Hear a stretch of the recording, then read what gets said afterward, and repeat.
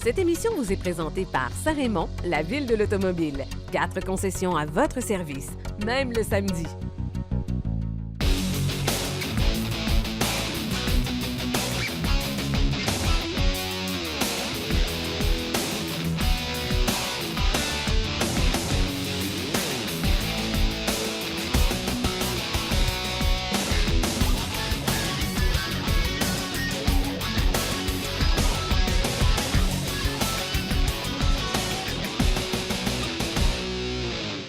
Bienvenue à Virage. Aujourd'hui, on vous présente une émission un peu spéciale puisque nous sommes au Salon du véhicule électrique. Et évidemment, on en a profité pour faire le tour et vous faire découvrir les différents manufacturiers, donc qu'est-ce qu'ils offrent comme produits ici sur place. À l'émission aussi, on va avoir Richard Pelchat de Silverwax. On va avoir Mathieu Thomasin qui va faire l'essai de la toute nouvelle Kia Soul 2020. On va aussi parler de bornes électriques et plein d'autres choses. Donc, évidemment, c'est le Salon du véhicule électrique. On fait le tour, mais on en a profité pour faire parler les manufacturiers. Donc, je pense que ça va être assez intéressant de découvrir qu'est-ce qu'ils ont à dire concernant leur flotte de véhicules électriques. Évidemment, dans un salon comme ça, il y a plusieurs choses qu'on peut découvrir, mais l'annonce importante qui a été faite ici, c'est par Jonathan Julien, donc ministre des Ressources naturelles, qui a annoncé une aide financière importante pour les gens qui veulent installer une borne de recharge. Donc, borne de recharge dans des édifices à logements multiples. Donc, on parle de 5 unités et plus, que ce soit du logement ou encore du condo locatif.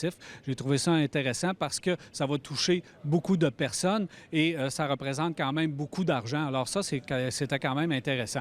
Alors, d'entrée de jeu, on va aller tout de suite découvrir ce salon du véhicule électrique.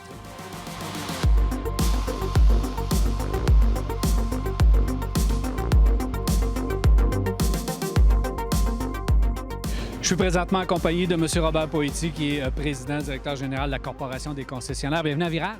Hey, merci beaucoup de l'invitation. M. Poiti, la corporation, évidemment, c'est l'industrie automobile au grand complet. Vous voyez qu'est-ce qui s'en vient dans l'avenir et surtout vous appuyez qu'est-ce qui s'en vient dans l'avenir. Parlez-moi de l'importance d'un salon du véhicule électrique puis surtout de parler de l'électrification des transports pour la corporation. Bien, écoutez, dans un premier temps, je veux souligner l'apport de la Corporation des concessionnaires, mais principalement celle de Québec. Donc, ce qu'on appelle Mobilis, la corporation régionale. Charles, qui est à la tête de cet organisme, a initier ce salon-là. Alors, quand les gens disent parfois à l'occasion « Oh, mais les concessionnaires ne sont pas très intéressés à vendre des voitures électriques », c'est faux. Non seulement c'est faux, mais on y participe directement.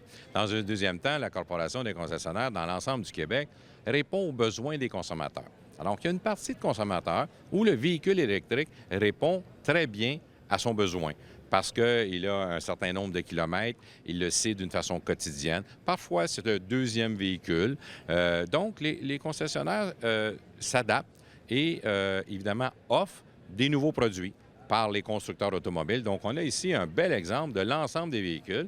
D'ailleurs, à la fin du mois, donc au 27 mai jusqu'au début juin, il y aura une centaine de concessionnaires partout sur le territoire du Québec qui vont offrir d'essayer un véhicule électrique à l'intérieur même du concessionnaire.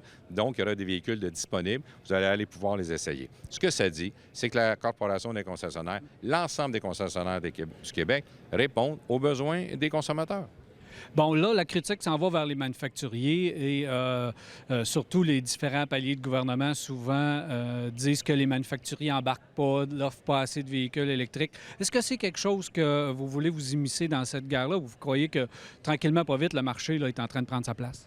Bien, écoutez, moi, je me retourne la tête, là, puis je regarde ici, là, puis vous allez sur le site Internet, évidemment, du gouvernement du Québec pour voir quel type de voitures sont éligibles, évidemment, parce qu'on parle de 13 000 maintenant, donc 8 000 du provincial, 5 000 du fédéral, qui est tout nouveau depuis le 1er mai. On ne peut pas dire qu'il n'y en a pas, là. La vérité, il y en a. Est-ce qu'il y en aura suffisamment? Ça, c'est peut-être la deuxième question. Donc, les constructeurs automobiles s'adaptent également, répondent aussi à la demande du consommateur. Mais contrairement à la première voiture électrique qui est assez connue au Québec, on n'a pas à payer d'avance 3 000 ou 4 000 pour attendre 2 ans. C'est pas exactement ça. Alors, oui, c'est possible qu'il y ait un boom cette année, je le crois, parce que les incitatifs gouvernementaux sont intéressants. Maintenant, les constructeurs, évidemment, vont continuer à fournir. Et je dirais aussi qu'il y a une saine compétition, disons ça, Entre certains modèles qui, je regarde, se ressemblent un peu ici, qui ont une autonomie différente, de l'espace un peu plus pour certains, un peu moins pour d'autres. Mais ça dépend de votre besoin. Et on a des véhicules, évidemment, à essence, qui sont à 4,5, 6 litres au 100, qui répondent aussi aux besoins de consommateurs. C'est faux de penser qu'une seule voiture va répondre évidemment, à l'ensemble des besoins des citoyens. Donc, les concessionnaires participent directement à cette réponse-là. Et dans ce cas-ci, elle est écologique, mais nos véhicules aussi sont beaucoup plus écologiques qu'ils ne l'étaient. M. Poitiers, là, on fait notre choix de véhicule. On a notre véhicule électrique. Bon, installer la borne, c'était toujours un peu difficile, là, donc choisir la borne et surtout de la façon qu'on l'utilise. Maintenant, j'ai vu dans votre allocution que vous avez accroché beaucoup sur l'annonce de M. Jonathan Julien. Ça va aider les gens, justement, à avoir plus accès à des bornes électriques. Bien, complètement, parce qu'on parle ici, évidemment, d'édifices à condos ou d'édifices à logement. Vous savez, j'ai acquis moi-même un condo en 2015. C'est récent ici, dans la région de Québec, ces condos-là. Mais il y avait une seule borne électrique et l'espace a été vendu à un nouvel acheteur. Donc, n'était plus disponible pour les autres personnes. Souvent, la recharge va se faire à la maison. C'est-à-dire que vous passez la nuit en général chez vous, donc vous chargez durant la nuit votre véhicule. Donc, il faut emmener une borne à l'intérieur de votre stationnement. Et dans les édifices à logement ou à condo, ça n'existait pratiquement pas.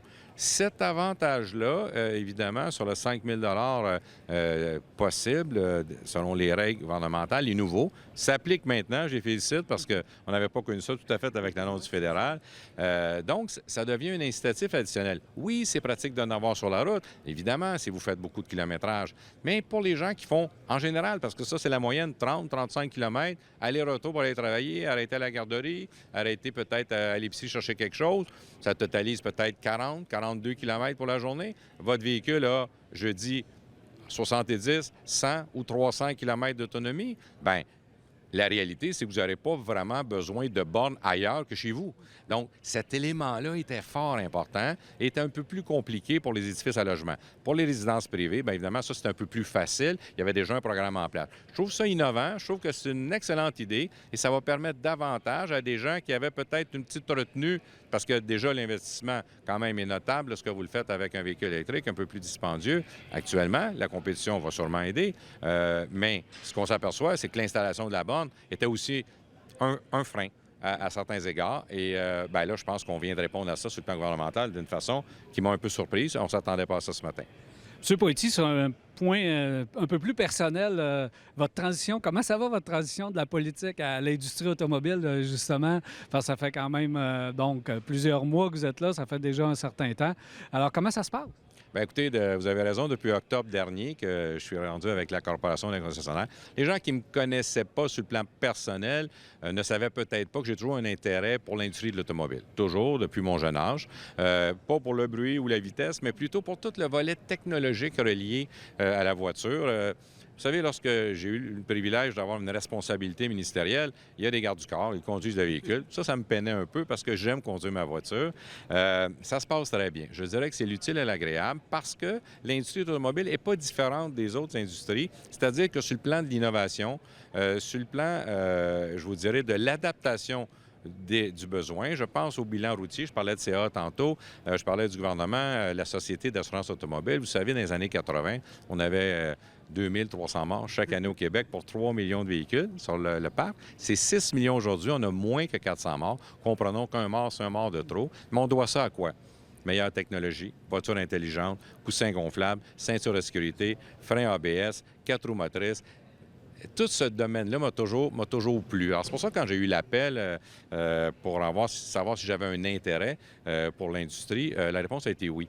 Et j'aime ça parce que, d'une certaine façon, je suis encore porte-parole d'un service public dans le sens, je le dis commercial maintenant, mais d'un service que les citoyens ont besoin.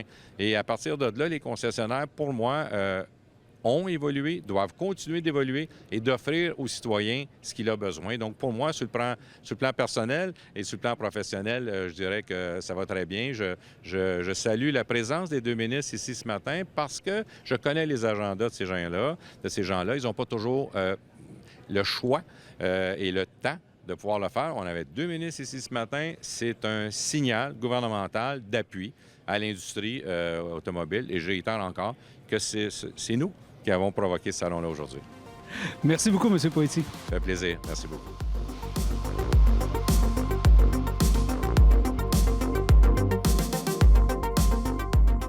Nous sommes présentement dans l'emplacement de chez GM. Je suis en compagnie de Philippe-André Bisson, qui est aux communications chez General Motors.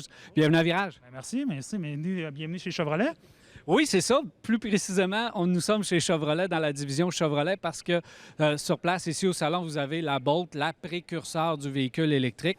Puis ça me permet de me poser la question, Philippe-André, parce que vous avez été précurseur avec la Bolt. C'est quoi la vision de GM là, maintenant concernant les véhicules électriques? Bon, ben oui, il faut donner le crédit à la Bolt. Écoute, ça a été, je dirais, un des premiers véhicules à longue autonomie qui était aussi abordable par le fait même. Ça va faire maintenant près de 3 ans qu'on offre la Bolt EV. Anciennement, on offrait la Volt aussi. Donc, oui, l'électrification des transports, c'est quelque chose qu'on prend au sérieux. Notre présidente Mary Barra a annoncé aussi qu'on allait offrir un inventaire de 20 véhicules 100% électriques d'ici 2023. Donc, on croit fortement à ça. C'est aussi pour ça qu'on est présent au Salon de l'auto électrique dans le Québec et on était aussi à Montréal. Donc, encore une fois, on veut réitérer notre position par rapport à ça en termes de leader de l'industrie dans les véhicules électriques. Bon, vous avez apporté seulement la Bolt, mais on sait que vous avez d'autres véhicules chez GM qui sont électrifiés. Bien, écoutez, on avait la Volt. Malheureusement, on a annoncé la fin de la production de la Volt. Le raisonnement, si je peux expliquer ça un peu, c'est que malgré tout ce que la Volt a fait pour la marque, donc c'est un véhicule qui a été un porte-étendard, au même titre que la Corvette a pu l'être dans les modèles à essence, mais maintenant, on veut s'orienter vers un monde qui est 100% électrique. Donc, on pense que la Bolt, maintenant, peut remplacer la Volt. Puis aussi, je vais vous avertir, il y a des choses qui s'en viennent, même d'ici la fin de l'année. Donc, des remplaçants à anciennement ce qui était la Volt. Ça s'en vient, il faut juste être un peu patient. OK, donc c'est ça. Vous parlez de 20 nouveaux produits et là, vous ne vous arrêterez pas seulement parce que la rumeur veut, et je ne sais pas si tu peux m'en parler, mais la rumeur veut que ce ne soit pas seulement dans un créneau, mais que n'importe quel type de véhicule qu'on a besoin, il devrait y avoir de l'électrification chez GM. Effectivement, puis je vous dirais au sein des 4 marques aussi. Là, principalement, on est avec Chevrolet, donc c'est vrai que Chevrolet est un porte-étendard pour nous, mais il y a des choses qui s'en viennent aussi pour l'instant chez Cadillac, chez Buick. Oui, puis on veut pas s'arrêter juste aux véhicules non plus, on veut s'étendre aux SUV. On comprend que la mode est vers les SUV beaucoup, les véhicules utilitaires sport, excusez-moi. Donc on veut aussi offrir ça. Même il y a des rumeurs d'un pick-up, à un certain point RSA. Donc il y a beaucoup de choses qui s'en viennent dans plusieurs segments différents. Oui. Merci beaucoup. Ça me fait plaisir. Merci à vous.